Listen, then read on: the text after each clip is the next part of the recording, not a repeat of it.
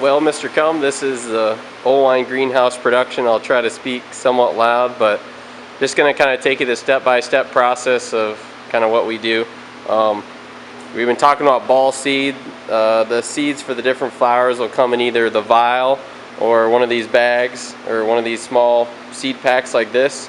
As you can see, those seeds, maybe you can see it, those seeds can be really, really small. Like here's some pansy seeds.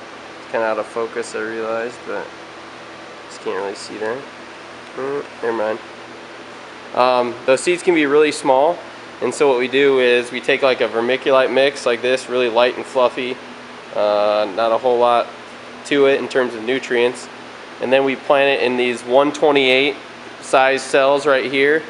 It takes maybe 10 to 14 days to germinate, maybe another 2 weeks to get them to I guess you could say transferable state, and then we'll transfer them into this type of potting soil. It's pretty standard potting soil, and so we'll show you a couple ways. One of the things is for better germination rates is just to be able to get the soil really warm, and so I'll show you some of the different things we have planted. But what we do is we take these clear plastic sheets like this. It's kind of like it's meant to cover up stuff in the wintertime, but it's kind of thick, maybe a millimeter thick or something like that. We'll put it over the top of these flats, and that'll help germination rates. Like that right there is dahlia that's just started to sprout, but we had plastic over it to help it get going right away. Here's some marigolds that we had, and they're up and going. Like we said, we'll transfer those.